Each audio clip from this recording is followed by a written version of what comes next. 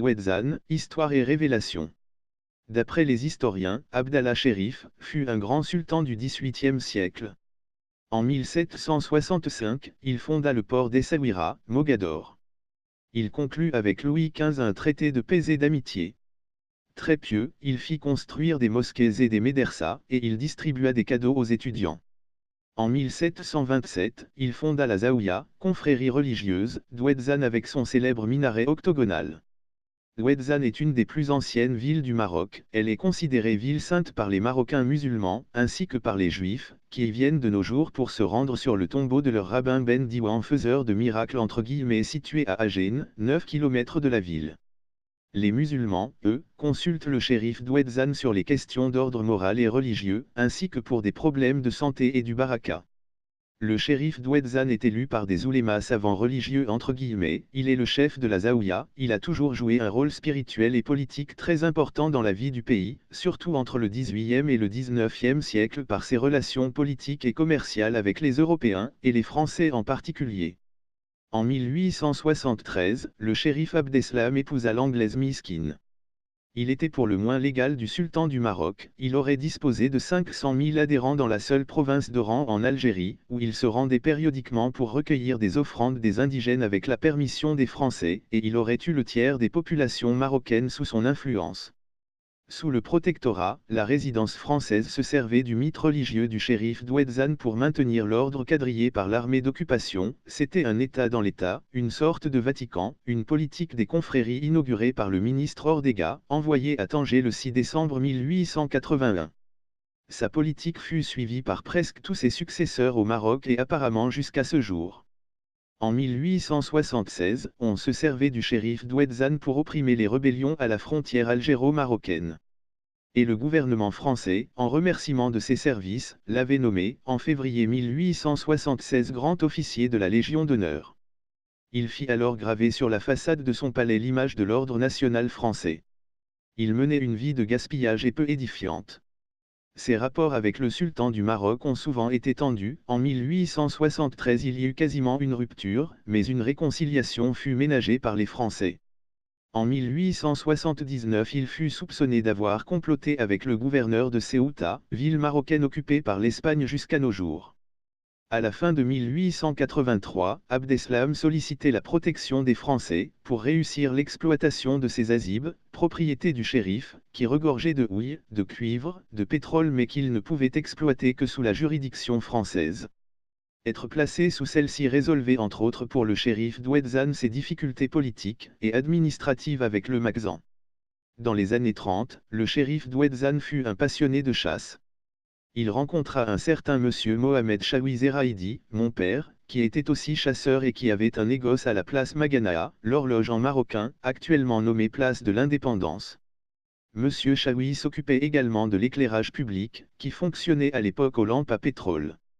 Il était un homme droit et loyal, le shérif d'Ouedzane lui proposa la fonction de trésorier de la Zaouïa, et l'invita à s'installer au quartier Dar Escaf, résidence officielle du shérif d'Ouedzane et des Chorafas.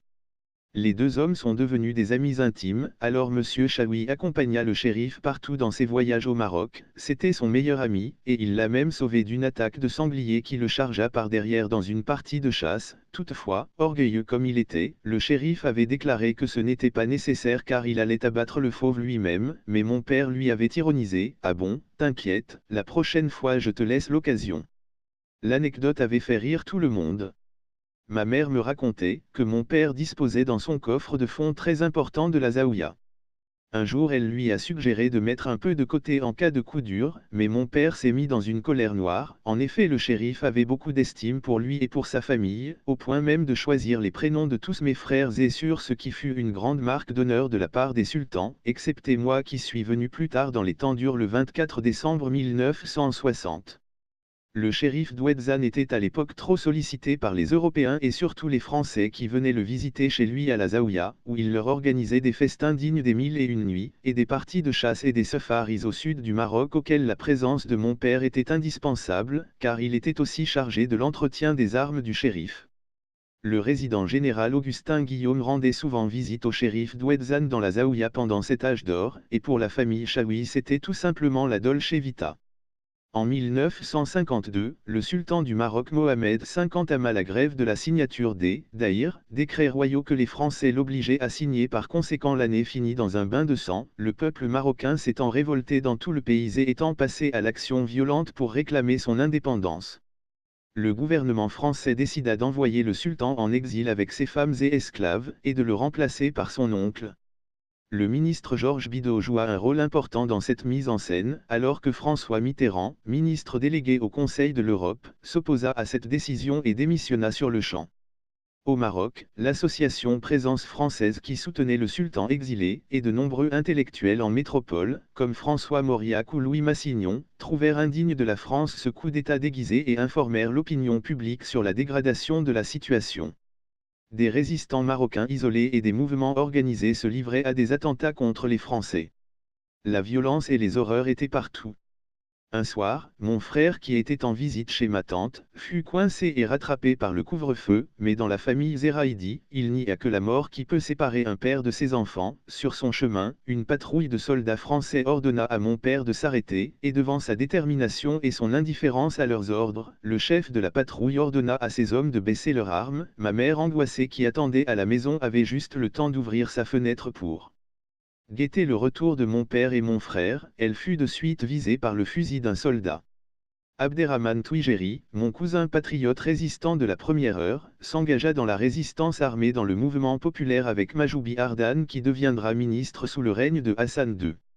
Abderrahmane, qui fut arrêté et torturé par les forces de l'occupation espagnole à Ksar el-Kébir, une ville marocaine frontière entre les deux colonies, vit encore dans la précarité comme la majorité des Marocains et les anciens combattants dans leur propre pays ou ailleurs. Parmi les personnalités notables du Maroc, qui ont accepté de signer la pétition de la destitution et la déportation de Mohamed V, figurait le nom du shérif d'Ouedzane.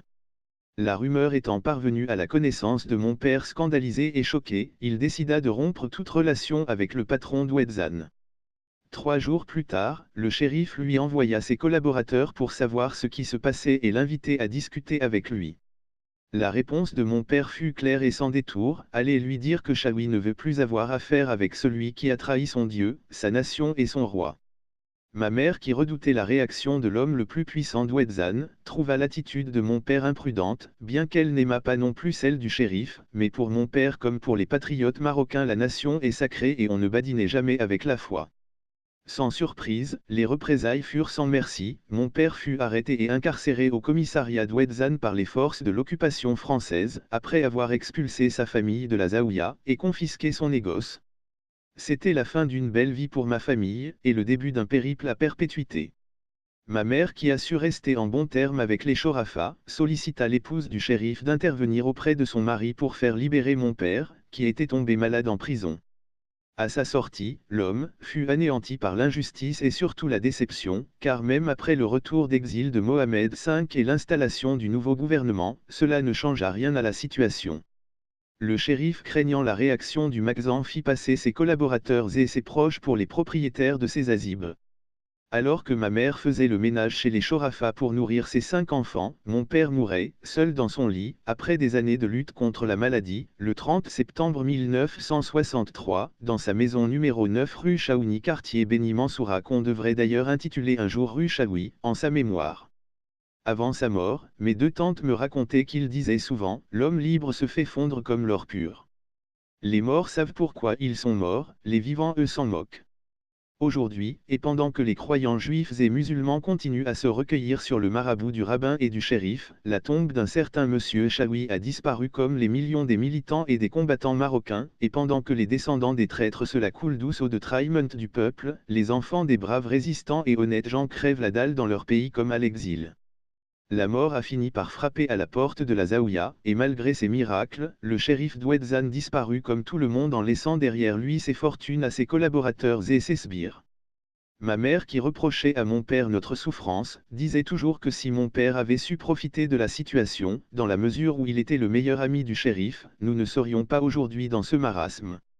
Cependant, même si je comprends son point de vue, dans le sens qu'elle a trop souffert toute sa vie, alors que de nos jours, plus rien ne compte que l'argent dont l'odeur n'a plus d'importance, dans un monde où seule l'épaisseur de votre portefeuille fait votre valeur. Malgré tout, je me considère le plus riche des Ouedzani par un héritage hors du commun et modeste à la fois, c'est être le fils d'un homme comme Monsieur Chaoui, dont je suis très fier, et c'est pour sa mémoire et celle des femmes et des hommes de sa valeur, des héros de l'ombre qui résistent et luttent dans le monde entier pour leur liberté et leur dignité, qui travaillent pour nourrir leur famille par la force et la sueur de leur front au détriment de leur santé et de leur vie, et qui sont souvent bafoués dans leur travail, et floués dans leurs droits. Ces gens-là sont les vrais shorafas au sens propre du terme, car le mot sharif en arabe veut dire homme honnête ou descendant du prophète. En 1965, je devais avoir l'âge de 4 ans, je m'en souviens encore comme si c'était hier, alors que ma mère faisait le ménage dans la maison d'une ancienne amie, je devais me tenir tranquille des heures à l'attendre, et surtout ne toucher à rien, dans un silence de cimetière car c'était l'heure de la sieste. Je me suis alors approché d'un grand piano au fond du vaste patio, je ne savais même pas ce que c'était, je n'en avais jamais vu auparavant, et alors que j'allais recevoir les foudres de ma mère, après avoir provoqué le tonnerre dans les lieux en appuyant sur une touche, une voix arrêta le geste de ma mère, celle d'un charmant jeune homme qui m'a pris et m'a déposé sur le tabouret du piano pour jouer. 16 années plus tard, j'ai appris que cet homme était un ami de Mehdi Ben Barka, chargé de cours à l'université de Vincennes, et qu'il fut retrouvé pendu au quartier latin à Paris en 1971. À la sortie de son cercueil de chez lui au Maroc, sa mère poussait des cris et des youyou, une coutume marocaine réservée aux morts célibataires et aux martyrs. Monsieur Tehami Zemouri étaient les deux apparemment. Adieu Monsieur Zemouri, vous êtes les premiers, et nous sommes les suivants. Cette même année, en 1965, nous avons quitté notre chère ville Ouedzane, et malgré une vie passée, les souvenirs sont toujours là, gravés à jamais dans ma mémoire la plus profonde. Avec le temps, j'ai grandi bon gré mal gré, et comme beaucoup de mes compatriotes, la misère et l'oppression m'ont poussé à l'exil, le vrai, car c'était pour moi une question de vie ou de mort, et bien que la vie d'un Marocain n'est pas facile ailleurs non plus, toutefois, c'est par le regard des étrangers que j'ai redécouvert mon pays, et j'ai appris du coup pas mal de choses sur moi-même, en me rendant compte à quel point nous avions été trompés. Il y a longtemps Napoléon avait dit que « l'histoire est un grand mensonge que personne ne conteste ». En effet, nous assistons constamment de notre vivant à la transgression de la vérité par les médias officiels partout, décidément nous étions tout trahis, il n'y a eu jamais d'indépendance ni de liberté. Abdellatif Zeraïdi, artiste peintre. Mulhouse, France, le 12 janvier 2009.